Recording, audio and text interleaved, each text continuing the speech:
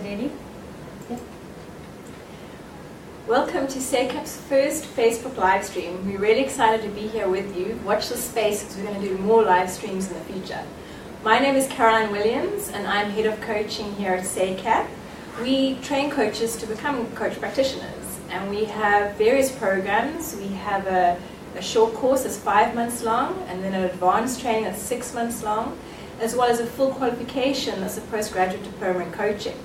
So we thought it might be interesting for you, people who are wanting to study coaching, or maybe actually you're a coach already, but just to hear what the day in the life of other coaches is about. So we've invited 2 coaches to join us here today. We have Nicky Wilson-Harris, who's an executive coach as well as an educator here at SACAP, and we have Althea Banda-Hansman, who is a transformational coach as well as a supervisor here at SACAP. Thank you both very much for joining us. Thank you. Thanks for having us. Yeah, absolutely. We have a few questions for you. May I kick off with asking? Thank you. So perhaps you can describe for us what a typical day is like in the life of a coach. Well, I'm going to jump in because I don't think that there is a typical day in the life of a coach. I work in a variety of spaces, and I could be on the beach in one instance, and then later on the day dressed up in my corporate gear with sand between my toes, pretending to be very, very serious and very, very corporate. And then I could end the day with working in a community environment where we're dealing with drugs and gang warfare. So it really just depends on what your interests are and what connects you to that type of work. And here there's a whole lot of other things that come into a typical day, but I'm going to trust you to cover from that spectrum. Thanks, Nicky. I like how you gave us just a broad perspective of the variety of contexts in which we coach. I think what happens also for me is within that variety there's some routines that I notice. So it's February, so I notice that I've been scheduling appointments with new coaching clients, for individual coaching, for group coaching. There's the actual routine of doing the coaching, so being present in the coaching situation. And then when I'm finished coaching, there's a reflection on what just happened for me, what happened for the coaching client, and I might even send the coaching client some information, video resources that can support them in their learning journey. And you know, inside all of that, there's also how am I taking care of me? How am I taking care of my family? How am I dealing with the other things that I bring into my life as a coach? So am I taking time out? Is there an element of self-care? Am I spending time studying? Am I spending time connecting and talking with other coaches around what's important and how we can constantly focus on what might be important for the client? So there's a variety of things that would fill a day. What else comes into your day? Administration. There we are, sending those bills. You know, I think I'm a better coach than I am an administrator, but it's a really important part of the work that you do as a coach. You know, you do need to, as you say, get paid at the end of the day. You know, in our conversations previously, Althea said, yeah, but you know, you've got to send off those invoices, because otherwise, you know, how are you going to pay the bills? Yeah. It's interesting hearing the different skills that are required to be a coach, and also really great to hear about the variety, how different days of the week can actually be quite different, and I think that sounds quite fun. It's really exciting, because as much as you can plan, so you plan to see this client and then the next client, and then somebody runs late and something else happens. So you go in there and you think, okay, my client's been working on this, I'm anticipating this coming out of the session, and the client walks in with something completely different. So your ability to stay awake with things happening at a different way, at a different time is really important. And also, no single day is the same. I love it. It's interesting, Nicky, because you already started to touch there on routines that a coach might need to have in place to be the best coach, to run a good coaching business. What other routines do you think are important to put into place to be a great coach? So I want to build on this theme that Nicky started around self-care. So my day, every day, begins with meditation and prayer. And I think when I'm meditating and when I'm praying, I'm actually calming my nervous system down. There's a lot of rush and unease. And I'm also connecting to my body and surrendering my life to something bigger than who I am. And I find that that's really important because we are accompanying our coaching clients on their growth journey. And we all know in places of growth, there is the pleasure of the idea of who we are becoming, and then there's the anxiety and the discomfort of the change. So for me, a routine is just connecting to my own growth path so that I can be more present to someone else's growth path. Yeah, if I can build on that, it's also important to connect with other coaches to see how they're doing it. Because we can get stuck in our own rhythms and ways of working and think we're on top of it. And it's more in your ability to catch yourself in the moment. So one of the things that I kind of work with when we're dealing with the students inside SACAP is it's all very well to do the study, learn the models, do your reading, be up to date with what's going on, because that's part of your routine and preparation. But it's also important that you kind of spend the time in the work, so learn how to sit still for 15, 20 minutes. Sometimes it's really hard to do that, but spend the time in the chair, because those are some of the things that you hope that your client will do. And I hope that whatever you offer the client, you've had a go at trying it yourself. So getting into the routines that support you to be resourceful and to be at ease and to work in a number of different ways. Don't get stuck in pragmatically following the same thing every day, because life doesn't happen like that. And how do you recover when it doesn't? So part of the routine is also being able to live without a routine. Are we even answering your question? Absolutely, you are. Thank you. Okay. Is there anything else you want to add to that, Althea? Well, one of my routines that I have is at the end of the coaching session, I often invite the coachee and myself to appreciate each other.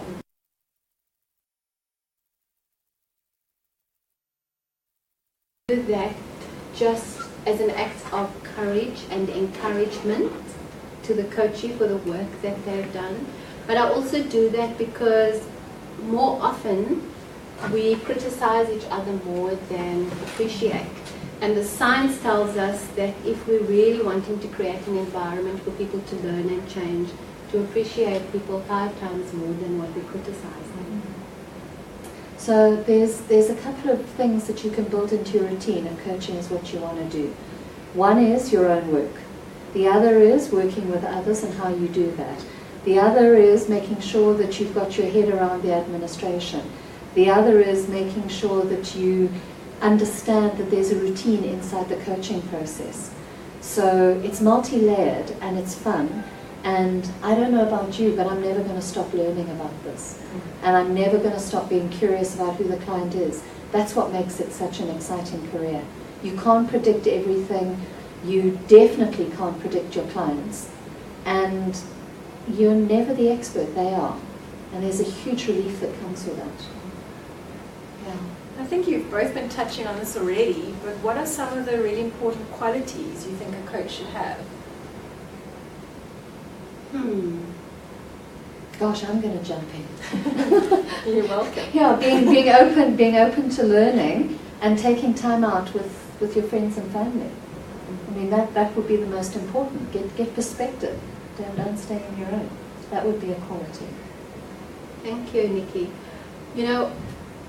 One of the things that I know I bring, and I bring it because it is in our coaching context and it's in our country, and sometimes we don't recognize it, but I really hold an awareness and a naming of whatever transformation or diversity process we are in.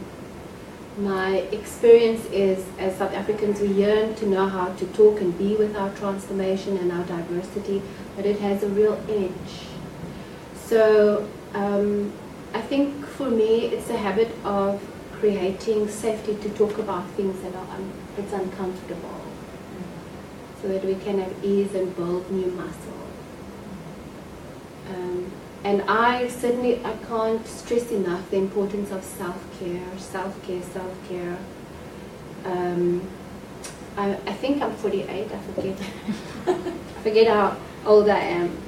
But what I am learning in my life as a coach and just as a human being, that the older I become, the more self-care I need, because the wider the context of holding is that I'm offering. So in whichever forms, self-care works, do it as a practice. A regular practice. A regular practice.